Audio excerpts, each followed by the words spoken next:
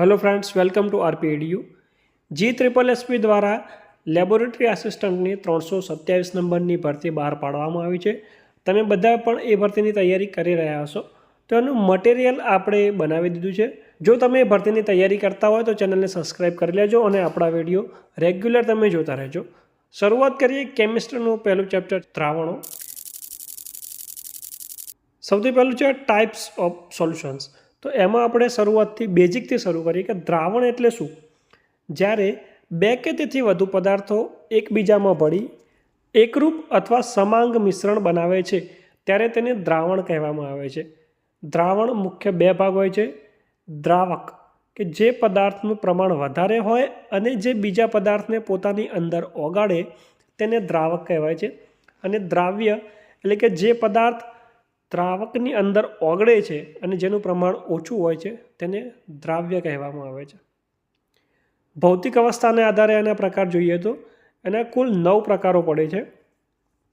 દ્રાવ્ય અને દ્રાવક। જો દ્રાવક એટલે કે ઓગાળનાર વાયુ હોય અને ઓગળનાર દ્રાવ્ય વાયુ હોય તો એને વાયુરૂપ દ્રાવણ કહેવાય છે। ઉદાહરણ તરીકે જોઈએ તો હવામાં નાઇટ્રોજન, ઓક્સિજન અને અન્ય કાર્બન ડાયોક્સાઇડ કેટલા બધા વાયુનું મિશ્રણ છે। એટલે કે ઓગાળનાર પણ વાયુ છે અને ઓગળનાર પણ વાયુ છે। બીજું વાયુરૂપ દ્રાવણનું ઉદાહરણ જોઈએ તો દ્રાવક છે વાયુ અને દ્રાવ્ય છે પ્રવાહી। એટલે કે હવામાં પ્રવાહી ઓગળ્યું હોય એવું, તો કે હવામાં રહેલા ભેજ, હવા છે એમાં ભેજ ઓગળેલો છે એટલે કે દ્રાવ્ય એનું પ્રવાહી છે। ત્રીજું વાયુરૂપ દ્રાવણનું ઉદાહરણ જોઈએ તો દ્રાવક વાયુ છે અને ઓગળનાર દ્રાવ્ય ઘન છે।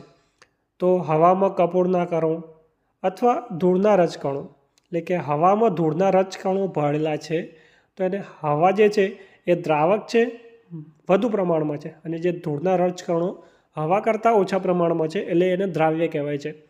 જે દ્રાવણનો પ્રકાર વાયુરૂપ જ કહેવાય, પરંતુ દ્રાવક અને દ્રાવ્ય જુદા જુદા છે।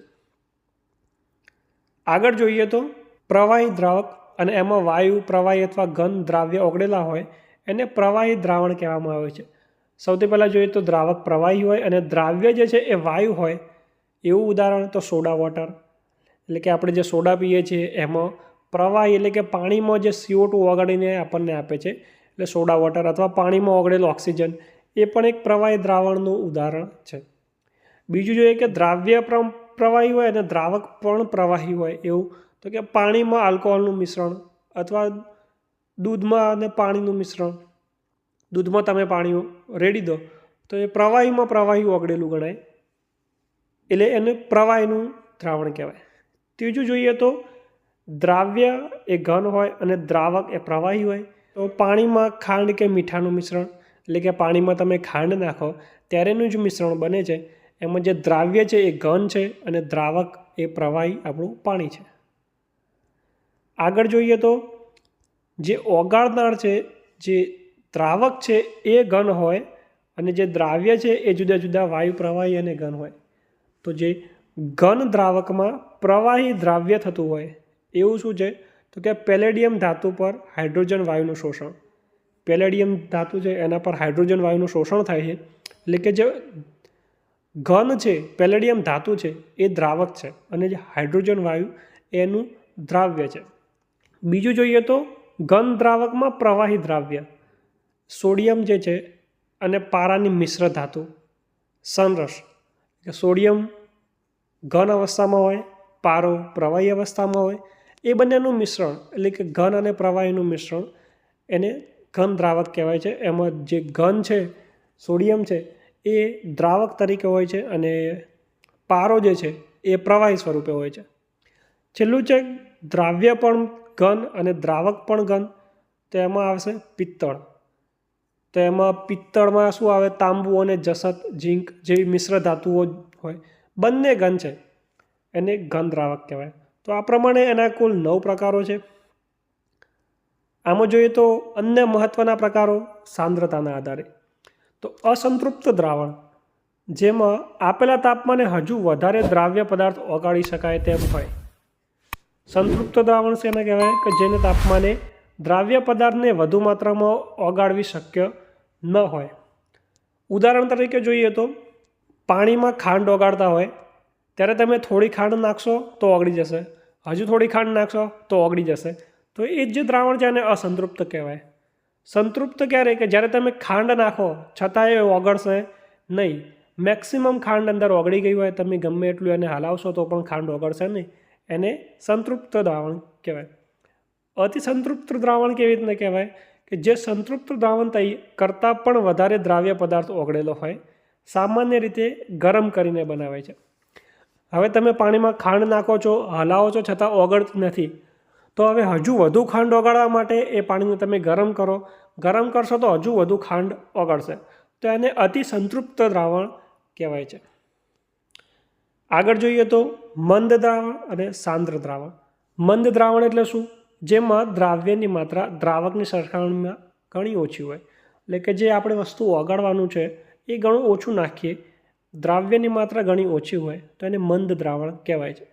સાંદ્ર દ્રાવણ જેમાં દ્રાવ્યની માત્રા ઘણી વધારે હોય છે, એટલે કે વધારે પ્રમાણમાં દ્રાવ્ય આપણે અંદર નાખીએ છીએ, ઓગાળીએ છીએ, અને દ્રાવક પણ એટલું હોય છે, તો એને સાંદ્ર દ્રાવણ કહેવાય છે.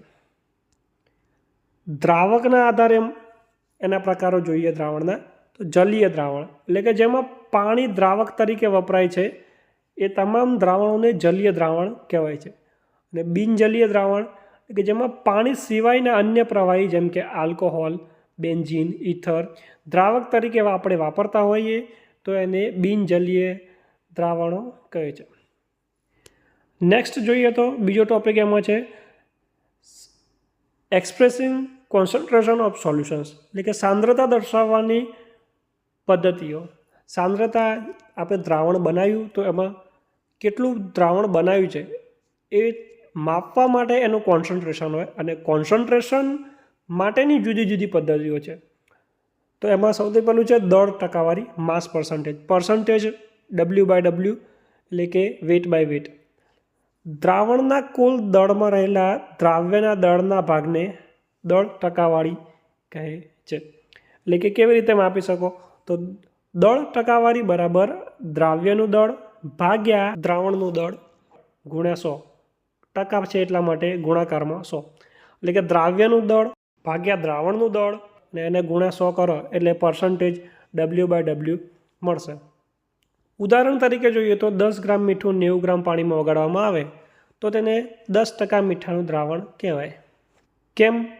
કેમ કે જે દ્રાવ્ય છે એ 10 છે, નીચે દ્રાવણનું કુલ દળ. દ્રાવણ કયું? કે દ્રાવ્ય વત્તા દ્રાવક એટલે 90 + 10 એમ કરીને 100 અને ગુણાકારમાં પણ 100 એટલે ટોટલ તમને થશે 10%.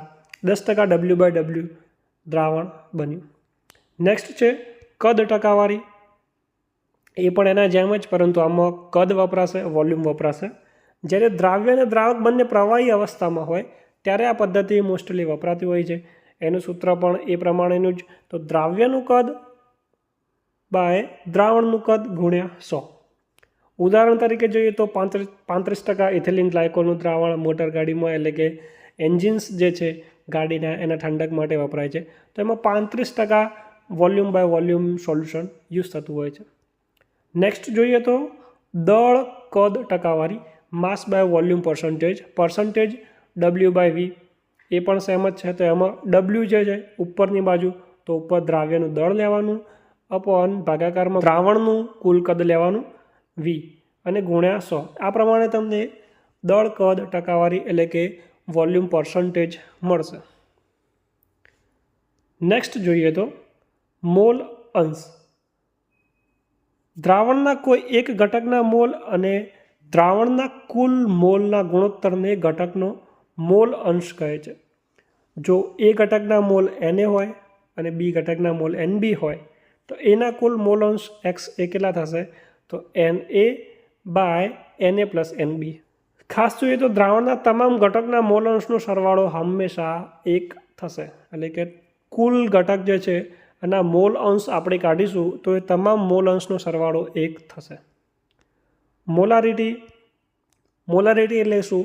કે 1 લિટર એટલે કે 1000 ml દ્રાવણમાં ઓગળેલા દ્રાવ્યના મોલની સંખ્યાને મોલારિટી કહેવાય. મોલારિટી માટેનું સૂત્ર શું છે? એનો ફોર્મ્યુલા છે મોલારિટી બરાબર દ્રાવ્યના મોલ અપોન દ્રાવણનું કદ એટલે લીટરમાં. મોલારિટી જે છે એમાં અહીંયા દ્રાવણનું કદ વપરાય છે, એટલે કે એ તાપમાન સાથે બદલાય છે, કારણ કે કદ તાપમાન પર આધારિત છે. નેક્સ્ટ જોઈએ તો મોલાલિટી. 1 કિલોગ્રામ એટલે કે 1000 ગ્રામ દ્રાવકમાં ઓગળેલા દ્રાવ્યના મોલની સંખ્યાને મોલાલિટી કહે છે. મોલાલિટી બરાબર દ્રાવ્યના મોલ અપોન દ્રાવણનું કિલોગ્રામમાં દળ. અહીંયા જે છે એ કિલોગ્રામમાં દળ છે, એટલે કે તાપમાન બદલાતા વજન બદલાતું નથી, દળ બદલાતું નથી, એટલે તાપમાન સાથે મોલાલિટી ચેન્જ થશે નહીં. મોલારિટી અને મોલાલિટીમાં એક જ તફાવત છે કે મોલારિટીમાં દ્રાવણનું કદ ગણવામાં આવે છે, જ્યારે મોલાલિટીમાં દ્રાવકનું દળ ધ્યાને લેવામાં આવે છે. નેક્સ્ટ જોઈએ તો પાર્ટ્સ પર મિલિયન એટલે કે ppm. આનાથી નાનો એકમ જોઈએ તો પાર્ટ્સ પર બિલિયન ppb. આનાથી 1000માં ભાગનો આવે છે અને પાર્ટ્સ પર બિલિયન કહેવાય. જ્યારે દ્રાવ્યનું પ્રમાણ અત્યંત અલ્પ હોય, જેમ કે પ્રદૂષણ આપણે માપવાનું હોય, પ્રદૂષણ હવામાં SOx, NOx, SO2, NO2 એ બધા જે માપવાના હોય ત્યારે એને ppmમાં મપાય છે. ppm એટલે શું કે ઘટકના ભાગ બાય દ્રાવણના કુલ ભાગ ગુણ્યા 10⁶, એટલે કે ગુણાકારમાં થશે 10 લાખ. ઘટકના ભાગ એટલે કે કેટલું ઘટક છે, મતલબ કે દ્રાવ્ય કેટલું છે, ભાગ્યા દ્રાવણના કુલ ભાગ એટલે કે દ્રાવણ કેટલું છે. જો તમે કદમાં લેતા હોય તો વોલ્યુમમાં લેતા હોય, કિલોગ્રામમાં લેતા હોય, એ જે હોય, ગુણ્યા 10⁶, એટલે કે મિલિયનનો ભાગ, એટલે એના માટે એને ગુણાકાર થાય છે મિલિયનથી, અને એનો જે જવાબ આવશે એ તમારો ppm ગણાશે. હવે જો તમારે ppbમાં જોવું હોય તો અહીંયા મિલિયનની જગ્યાએ બિલિયન કરવાના, મતલબ કે 10⁹ ગુણાકારમાં લેવાના, એટલો એનો ભાગ થશે ppbમાં. આગળ જોઈએ તો મોલારિટી, મોલાલિટી, મોલ અંશ અને ppmની સરખામણીમાં જોઈએ તો મોલારિટી છે એ તાપમાન પર આધાર રાખે છે. કેમ કે એમાં કદ ધ્યાનમાં લેવાય છે. એનો ઉપયોગ શું છે તો રાસાયણિક પ્રક્રિયાઓની ગણતરીમાં થાય છે. મોલાલિટી એ તાપમાન પર આધારિત રાખતી નથી, સ્થિર રહે છે. કેમ કે એમાં દળ ધ્યાને લેવાય છે. એનો ઉપયોગ શું છે થર્મોડાયનેમિક્સ અને ચોક્કસ પ્રયોગોમાં. મોલ અંશ એ પણ તાપમાન પર આધાર રાખતો નથી, તાપમાન સાથે બદલાતું નથી. મોલ અંશની ગણતરી શેમાં થાય છે તો બાષ્પ દબાણની ગણતરી કરવાની હોય ત્યારે મોલ અંશનો ઉપયોગ થાય છે. ppm એકમ જે છે એ તાપમાન પર આધાર રાખે છે તો કે ના. કેમ કે એ પણ દળ આધારિત છે. આપણે પણ એમાં દળ લઈએ છીએ ગણતરીમાં. એનો ઉપયોગ શું છે તો પાણીની શુદ્ધતા માપવા માટે. એકલા પાણી માટે નહીં, પણ જે પણ નાના એકમો માપવાના હોય, પ્રદૂષણ માપવાનું હોય, પાણીમાં પણ પ્રદૂષણ માપવાનું હોય, ફૂડમાં પણ ઝેરી તત્વોનું પ્રમાણ માપવાનું હોય, ત્યારે આપણે ppmમાં અથવા એનાથી પણ ઓછું જોવાનું હોય ત્યારે ppbમાં એની ગણતરી લેવામાં આવે છે. જો તમારે આ લેબોરેટરી આસિસ્ટન્ટના પૂરેપૂરા મટીરિયલની PDF જોઈતી હોય, સિલેબસ આખો કવર થઈ જતો હોય, બધું જ મટીરિયલ તમારે PDFમાં જોઈતું હોય તો આપેલા નંબર પર તમે વોટ્સઅપમાં મેસેજ કરજો. ત્યાંથી તમને મટીરિયલ વિશેની, તેના સિલેબસ વિશેની સંપૂર્ણ માહિતી આપવામાં આવશે અને તમને મટીરિયલ પણ ત્યાંથી મળી જશે. આ વિડીયો ઘણો લાંબો થઈ ગયો છે. આ ચેપ્ટરનો આગળનો ભાગ આપણે નેક્સ્ટ વિડીયોમાં કવર કરીશું. જો તમે ઈચ્છતા હોય કે આ જ પ્રમાણે વિડીયો સિરીઝમાં આપણે આખો સિલેબસ પૂરો કરીએ તો તમે કોમેન્ટ કરજો કે સર આખો સિલેબસ વિડીયોમાં કવર કરો.